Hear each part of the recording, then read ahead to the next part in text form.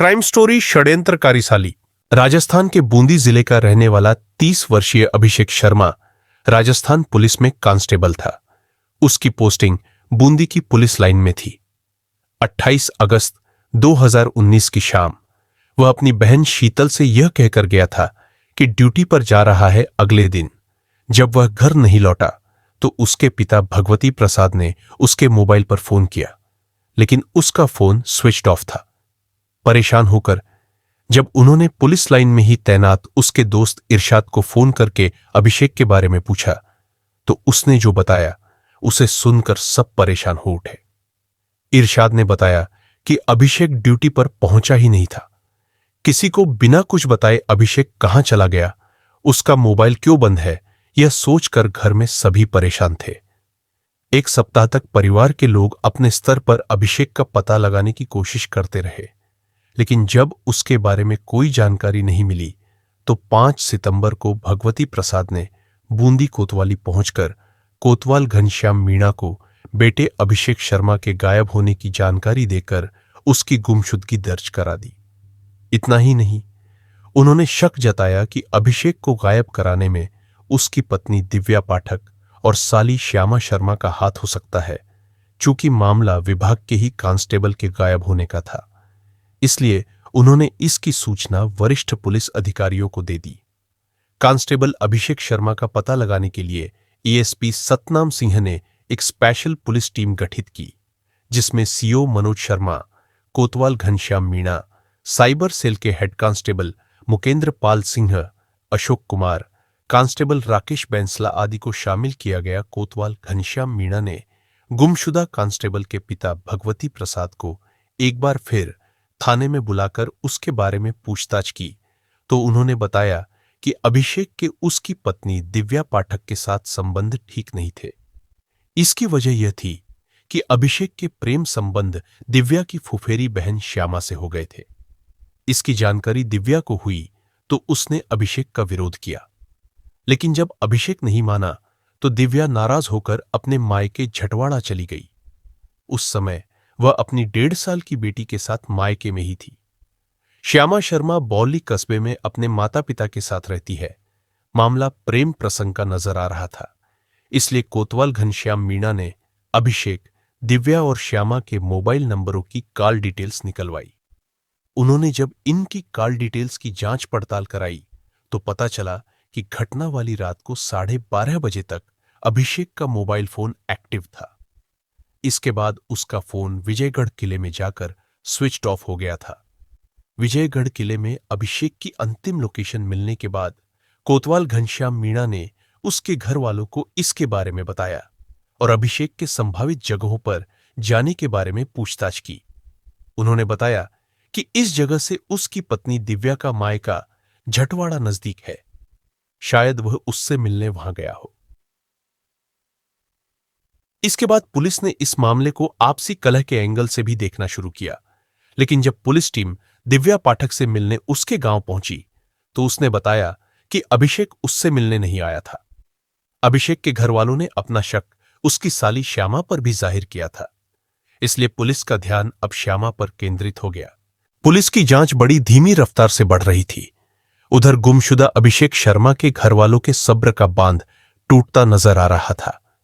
वे दिन रात अपने बेटे की सलामती जानने के लिए बूंदी कोतवाली का चक्कर लगा रहे थे। अभिषेक की साली श्यामा शर्मा के मोबाइल की कॉल डिटेल्स से पता चला कि श्यामा की अभिषेक शर्मा के गायब होने तक रोज उसकी लंबी लंबी बातें होती थीं, लेकिन श्यामा की कॉल डिटेल्स में एक और भी नंबर शक के दायरे में आया। उस नंबर पर भी श्यामा बात करती थी। इस संदिग्ध फोन नंबर की कॉल डिटेल्स निकालने के बाद पता चला कि यह नंबर नावेद रंगरेज नामक युवक का है, जो श्यामा के गांव बौनली का ही निवासी था।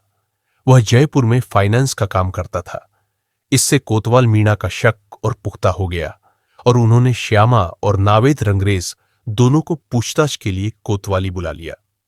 जब श्यामा और नावेद रंगरेज दोनों कोतवाली पहुंचे तो कोतवाल घनश्याम मीणा ने उन दोनों से अभिषेक शर्मा के गायब होने के बारे में पूछा, लेकिन दोनों ने पुलिस को गुमराह करने की भरपूर कोशिश की। उन दोनों के सामने जब अभिषेक और उन दोनों की कॉल डिटेल्स और लोकेशन दिखाकर मनोवैज्ञानिक तरीके से पूछताछ की तो वे टूट गए। उन्होंने स्वीकार किया कि 28 अगस्त की रात उन्होंने कांस्टेबल अभिषेक शर्मा की हत्या कर उसकी लाश गायब कर दी थी। पुलिस की तहकीकात और मृतक कांस्टेबल अभिषेक शर्मा के घर वालों से पूछताछ के बाद इस हत्याकांड के पीछे की जो कहानी उभर कर सामने आई वह कुछ इस प्रकार है। कांस्टेबल अभिषेक शर्मा अपने माता पिता के साथ राजस्थान के बूंदी शहर स्थित बीबनवा रोड पर रहता था। करीब 11 साल पहले उसकी नौकरी राजस्थान पुलिस में कांस्टेबल के पद पर लगी थी। बाद में उसने कमांडो की ट्रेनिंग भी ली थी। इन दिनों वह बूंदी की पुलिस लाइन में तैनात था। अभिषेक की शादी सवाई माधोपुर जिले के जरवाड़ा गांव की दिव्या पाठक से हुई थी। अभिषेक औसत कदकाठी का हैंडसम युवक था। दिव्या उसे अपने पति के रूप में पाकर खुश थी। ससुराल में पति के अतिरिक्त सास ससुर ननद सभी थे। वहां दिव्या को किसी चीज की कमी नहीं थी। वह खुद को दुनिया की सबसे भाग्यशाली औरत समझती थी। शादी के कुछ साल बाद जब उसने एक लड़की को जन्म दिया तो उसकी किलकारियों से घर का वातावरण सुहाना हो गया। दिव्या की एक फुफेरी बहन थी, श्यामा। श्यामा सांवली सलोनी जरूर थी, लेकिन वह आकर्षक और सेक्सी दिखती थी। वह खुले दिल की युवती थी। उसे टिकटॉक पर अपने गाने व वीडियो डालने का शौक था। चूंकि वह किशोर उम्र से वीडियो बना रही थी, इसलिए अब तक वह 300 से अधिक वीडियो अपलोड कर चुकी थी। सवाई माधोपुर में तो वह टिकटॉक गर्ल के नाम से मशहूर थी। दिव्या और श्यामा की आपस में बातचीत होती रहती थी। इसके अलावा श्यामा पढ़ने में भी तेज थी। 12वीं कक्षा में उसने 75% अंक हासिल किए थे। उसके पिता की मृत्यु हो चुकी थी। मां आंगनवाड़ी में काम करती थी। एक बार श्यामा दिव्या से मिलने उसकी ससुराल बूंदी पहुंची तो उसकी मुलाकात जीजा अभिषेक से हुई। चुलबुली और बला की खूबसूरत साली को देखकर अभिषेक की नीयत डोल गई। वहां कुछ दिनों रहने के बाद उसकी अभिषेक से नजदीकियां बढ़ गई और दोनों के बीच अवैध संबंध भी बन गए। दिव्या ने पहले तो इसे महज जीजा साली का प्यार समझा, लेकिन बाद में उसने अभिषेक और श्यामा को रंगे हाथों पकड़ लिया। इसके बाद घर के हालात बदलते देर नहीं लगी। श्यामा को लेकर अभिषेक के साथ उसका झगड़ा हुआ। आनन फानन में दिव्या ने श्यामा के भाई को बुलाकर श्यामा को उसके साथ उसके घर भेज दिया। श्यामा के चले जाने के बाद भी अभिषेक और श्यामा के संबंधों में कमी नहीं आई। दोनों फोन पर देर तक लंबी लंबी बातें करते थे। बाद में अभिषेक उससे मिलने उसके गांव भी जाने लगा, जहां वह श्यामा के साथ अपने मन की मुराद पूरी कर लेता था। वहां कई दिन रुकने के बाद वह बूंदी लौट आता था। दिव्या और अभिषेक के बीच इस बात को लेकर रोज रोज दूरियां बढ़ने लगीं, तो नौबत मारपीट तक जा पहुंची। आखिरकार दिव्या ने पति की हरकतों से तंग आकर बूंदी थाने में पति के खिलाफ मारपीट का मामला दर्ज करा दिया और अपने मायके जरवाड़ा चली गई। अभिषेक ने भी दिव्या के खिलाफ गहने चोरी करने का मामला दर्ज करा दिया और कोर्ट में उससे तलाक की अर्जी डाल दी। अब वह श्यामा के साथ शादी करके उसी के साथ जिंदगी गुजारना चाहता था। वह उस पर शादी करने का दबाव डालने लगा। उधर श्यामा ने जब अपनी ममेरी बहन का घर उजड़ते देखा तो उसे होश आया। दूसरे अभिषेक उससे उम्र में 10 से 12 साल बड़ा था। वह उससे किसी भी कीमत पर शादी नहीं करना चाहती थी। इसलिए उसने अभिषेक से कहा कि वह उससे शादी नहीं करेगी, क्योंकि इससे उसकी बहन का घर उजड़ जाएगा। लेकिन अभिषेक किसी भी हाल में उसे छोड़ने के लिए तैयार नहीं था। वह श्यामा पर शादी करने का दबाव बनाने लगा। अभिषेक की इन हरकतों से श्यामा तंग आ गई और अभिषेक से पीछा छुड़ाने के बारे में वह सोचने लगी। श्यामा का एक और प्रेमी था, नावेद। नावेद उसके गांव का ही लड़का था, जिसके साथ पिछले 4-5 सालों से उसके गहरे संबंध थे। अभिषेक की हत्या से 15 दिन पहले श्यामा ने नावेद की मदद से अभिषेक से पीछा छुड़ाने की योजना तैयार की। नावेद भी चाहता था कि श्यामा के संबंध उसके सिवा किसी और लड़के से न हो। 28 अगस्त 2019 को योजनानुसार श्यामा ने अभिषेक के मोबाइल पर फोन कर उसे मिलने के लिए अपने गांव बौंली बुलाया। साथ ही कहा कि आज उसका बर्थडे है, वह उसके लिए खाना बनाकर लाएगी और दोनों कहीं एकांत जगह पर चलेंगे। वहीं जाकर हम दोनों साथ साथ खाना खाएंगे। फिर वहीं रात भर मौज मस्ती करेंगे। यह सुनकर अभिषेक उससे मिलने के लिए तैयार हो गया।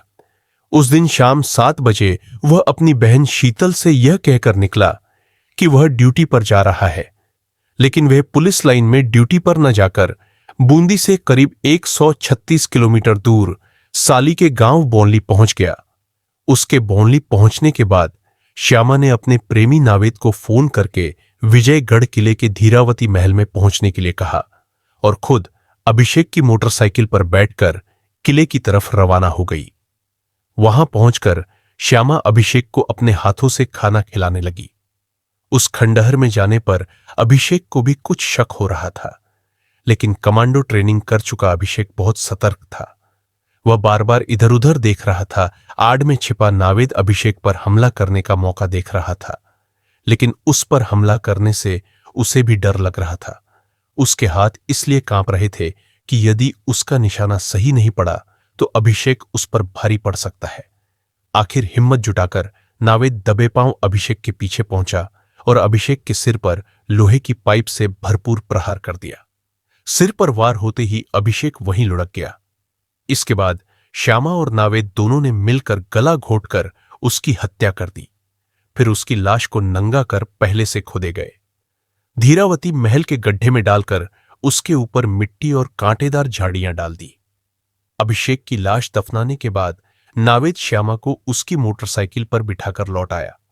उसने श्यामा को उसके गांव के बाहर छोड़ दिया, फिर मोटरसाइकिल काफी दूर ले जाकर एक सुनसान कुएं में डाल दी। इसके बाद वह घर चला गया। मामला शांत हो जाने के बाद वह श्यामा से शादी कर अपनी दुनिया बसाना चाहता था। अभिषेक की हत्या को 4 महीने हो चुके थे। श्यामा और नावेद समझ रहे थे कि पुलिस उन दोनों तक नहीं पहुंच पाएगी, लेकिन एएसपी हरनाम सिंह के निर्देशन में बूंदी थाने की पुलिस कड़ी से कड़ी जोड़ते हुए मामले की तह तक पहुंच गई और 18 दिसंबर 2019 को दोनों आरोपियों को गिरफ्तार कर लिया।